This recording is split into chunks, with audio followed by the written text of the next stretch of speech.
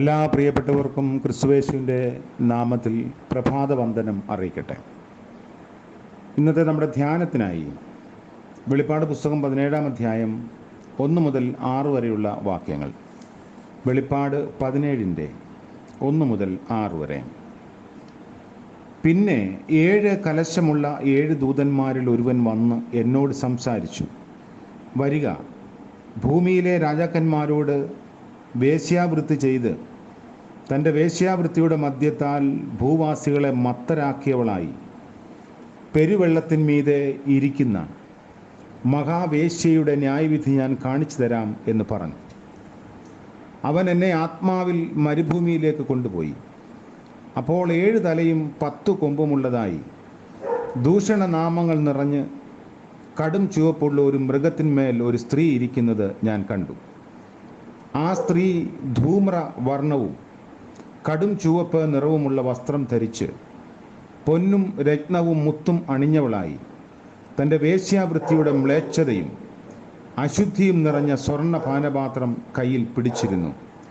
മർമ്മം, മഹതിയാം ബാബിലോൺ, വേശ്യമാരുടെയും മ്ലേച്ഛതകളുടെയും മാതാവ് എന്നൊരു പേർ അവളുടെ നെറ്റിയിൽ എഴുതിയിട്ടുണ്ട്. വിശുദ്ധന്മാരുടെ രക്തവും യേശുവിൻ്റെ സാക്ഷികളുടെ രക്തവും കൂടിച്ച് സ്ത്രീ മത്തയായിരിക്കുന്നത് ഞാൻ കണ്ടു. അവളെ കണ്ടിട്ട് അത്യന്തം ആശ്ചര്യപ്പെട്ടു. കർത്താവിൻ്റെ പരിശുദ്ധ നാമം വാഴ്ത്തപ്പെടുമാറാകട്ടെ. മറ്റൊരു പ്രഭാതം നമ്മുടെ ആയുസ്സിൽ ദൈവം തമ്പുരാൻ കൂട്ടിച്ചേർത്തല്ലോ. 16-ാം അധ്യായത്തിൽ മഹാസർപ്പവും 2 മൃഗങ്ങളും അടങ്ങുന്ന ഒരു കപടമായ തൃത്വത്താൽ പ്രചോദിക്കപ്പെടുന്ന ശക്തികളുമായുള്ള മനുഷ്യരുടെ ബന്ധം വിച്ഛേദിക്കുന്നതിന് ശ്രമിക്കുന്ന ബാധകളെക്കുറിച്ചാണ് നമ്മൾ കേട്ടത്. തുടർന്ന് വരുന്ന അധ്യായങ്ങളിൽ 17-ഉം 18-ഉം അധ്യായങ്ങളിൽ ഈ ശക്തിയുടെ മേലുള്ള ദൈവത്തിൻ്റെ ന്യായവിധിയുടെ ദർശനങ്ങളാണ് യോഹന്നാൻ അവതരിപ്പിക്കുന്നത്. മൃഗത്തിൻ്റെയും അതിനെ സേവിക്കുന്ന അല്ലെങ്കിൽ രാജാക്കന്മാരുടെയും വ്യാപാരത്തിൻ്റെയും മഹാനഗരത്തിൻ്റെയും ശക്തിയിലാണ് ശ്രദ്ധ പൂർണ്ണമായും കേന്ദ്രീകരിക്കുന്നത്. ഈ അധ്യായങ്ങൾ വളരെ ആഴമായി മർദ്ദകരുടെയും ചൂഷകരുടെയും സംസ്കാരങ്ങളെ ദൈവത്തിൻ്റെ ന്യായവിധിയിൽ പ്രതിപാദിക്കുകയാണ്. നമ്മൾ വായിച്ച വേദഭാഗത്ത് ആദ്യം നമ്മെ കാണിക്കുന്നത് മഹാനദികളിന്മേൽ ഇരിക്കുന്ന മഹാവേശ്യയുടെ രൂപമാണ്. ഭൂമിയിലെ രാജാക്കന്മാർ അവരുമായി പരസംഗം ചെയ്തിരിക്കുന്നു. ആദ്യം നമ്മുടെ ചിന്തയിൽ വരുന്നത് റോമൻ സംസ്കാരവുമാണ്. പക്ഷേ വേശ്യയുടെ പ്രതീകം റോമിന് ഒരു കൊടുവാക്ക് എന്നതിൽ ഉപരിയാണ്. ചരിത്രത്തിൽ വീണ്ടും വീണ്ടും ഉയർന്നു വരുന്ന സുശക്തമായ സംസ്കാരങ്ങൾക്ക് അത് ഒരു പ്രതീകമാണ്. പ്രവാചകരിൽ നിന്നാണ് ഈ പ്രതീകം യോഹന്നാൻ സ്വീകരിച്ചത്. നിനവയും സോർ, ബാബിലോൺ, റോമ എന്നിവയ്ക്ക് ഈ പ്രതീകം തിരുവചനത്തിൽ ഉപയോഗിച്ചിട്ടുണ്ട്. സഭയുടെ മധ്യ കാലഘട്ടത്തിൽ, അതായത് പോപ്പിൻ്റെ ആധിപത്യത്തിൻ്റെ പ്രതീകമായി മാർട്ടിൻ ലൂതർ ഇതിനെ വ്യാഖ്യാനിച്ചു.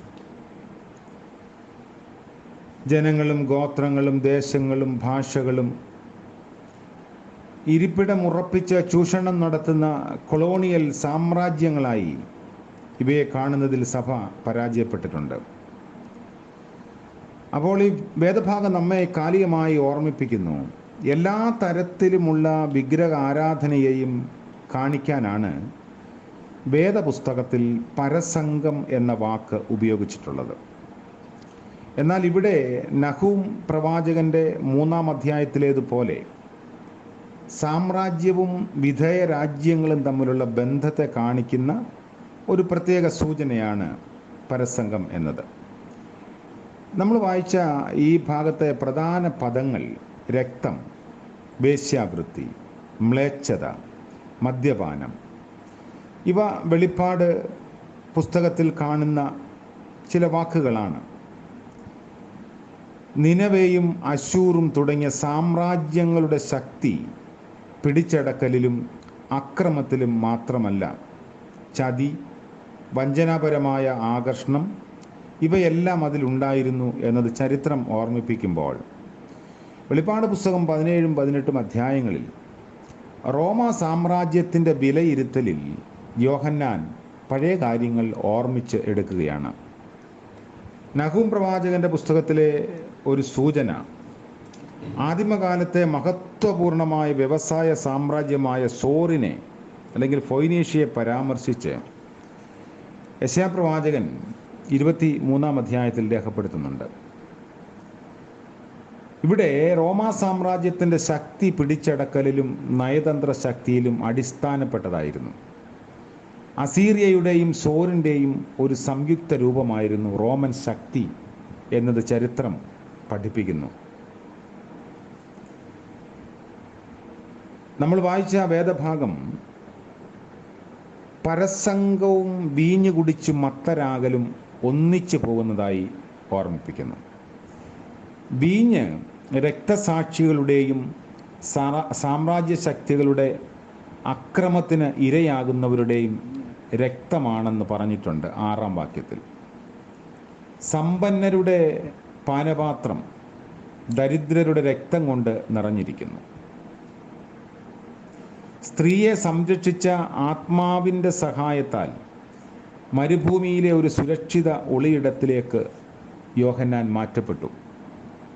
അവിടെ നിന്നും അദ്ദേഹത്തിന് രാഷ്ട്രീയ ശക്തിയെ കാണാൻ അവസരം ലഭിച്ചു. അവൾ ദൈവദൂഷണ നാമങ്ങൾ നിറഞ്ഞതും 7 തലയും 10 കൊമ്പുകളുമുള്ളതും രക്തവർണ്ണമുള്ളതുമായ ഒരു മൃഗത്തിന്മേലാണ് ഇരിക്കുന്നത്.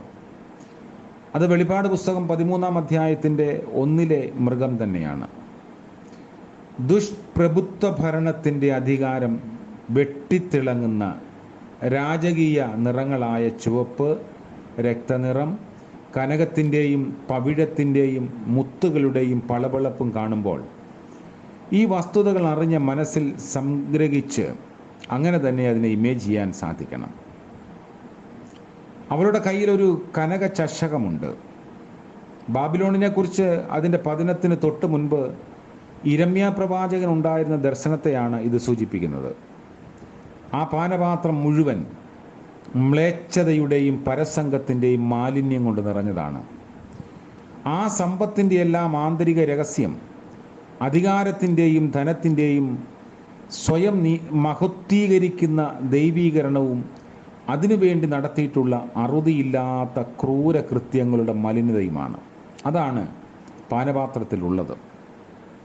അവളുടെ പേര് മഹതിയാം ബാബിലോൺ, വേശ്യകളുടെ മാതാവ് എന്ന് പറയുന്നു.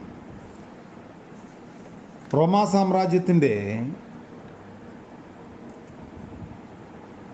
ശക്തമായ ഒരു ദേവി അല്ലെങ്കിൽ ദൈവമായി ഭഗവതിയായി പരിഗണിക്കുന്നതിനെ പുരുഷാധിപത്യ വീക്ഷണത്താൽ എതിർക്കുന്നു എന്നതിൻ്റെ പ്രതീകമാണ് വേശ്യ എന്ന പ്രയോഗം കൊണ്ട് യോഹന്നാൻ അർത്ഥമാക്കുന്നത്. അപ്പോൾ ഈ വേദഭാഗം നമ്മെ പഠിപ്പിക്കാൻ ശ്രമിക്കുന്നത് രാഷ്ട്രീയ ശക്തിയും അധാർമികതകളും സമ്പന്നതയും എല്ലാം കൂടിച്ചേർന്ന് ഉണ്ടാകുന്ന ഒരുതരം മഹാശക്തി, അതിനോടുള്ള ദൈവത്തിൻ്റെ പ്രതികരണം, ദൈവികതയുടെ പ്രതികരണം എങ്ങനെ എന്നതാണ്. വർത്തമാനകാല സാഹചര്യത്തിലും ഇത് ഒരു യാഥാർത്ഥ്യമാണ്. ദൈവം ഇതിനെതിരെ പ്രവർത്തിക്കുന്ന ഒരു നാളുണ്ട്, ദൈവം അതിനെ നേരിടുന്ന ഒരു നാളുണ്ട് എന്ന് ഈ വേദഭാഗം നമ്മളെ ഓർമ്മിപ്പിക്കുമ്പോൾ അങ്ങനെയുള്ളതിൽ വീണു പോകാതിരിക്കാനുള്ള കൃപ തരണമേ എന്ന് നമുക്ക് ദൈവത്തോട് പ്രാർത്ഥിക്കാം. ഇന്നത്തെ പകൽക്കാല ജീവിതത്തിൻ്റെ അനുഗ്രഹങ്ങൾക്കായി നമുക്ക് പ്രാർത്ഥിക്കാം. കാരുണ്യവാനായ വാഴ്ത്തപ്പെട്ട ഞങ്ങളുടെ ദൈവമേ, സ്വർഗീയ പിതാവേ, മനോഹരമായ മറ്റൊരു പ്രഭാതം കൂടെ ദാനമായി ഞങ്ങളുടെ ആയുസ്സിൽ നൽകിയതിനായി സ്തോത്രം. അവിടുത്തെ സന്നിധിയിലേക്ക് അടിയങ്ങൾ ചേർന്ന് വരുന്നു. ഇന്നത്തെ പകൽക്കാല ജീവിതത്തിൽ കർത്താവിൻ്റെ മാറ്റമില്ലാത്ത കരുണയും കൃപയും ഞങ്ങളെ പൊതിയുമാറാകണമേ. ഞങ്ങളുടെ ചെറുതും വലുതുമായ ആവശ്യങ്ങളിലും യാത്രകളിലും ജോലി സംബന്ധമായ ഇടങ്ങളിലും കർത്താവിൻ്റെ സാന്നിധ്യം തിരിച്ചറിഞ്ഞ് ദൈവമായ കർത്താവെ, കൃപയിൽ ആശ്രയിച്ച് ജീവിപ്പാൻ ഞങ്ങളെ സഹായിക്കണമേ. പകലിൻ്റെ നന്മ അടിയങ്ങൾക്ക് പകരണമേ. പ്രഭാതം മുതൽ പ്രദോഷം വരെ അവിടുത്തെ ഹിതം തിരിച്ചറിയാനുള്ള പക്വത നൽകണമേ.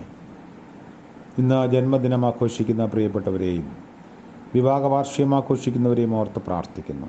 കരുണയുടെ ദിനങ്ങൾ കർത്താവ് എല്ലാവർക്കും നൽകണമേ.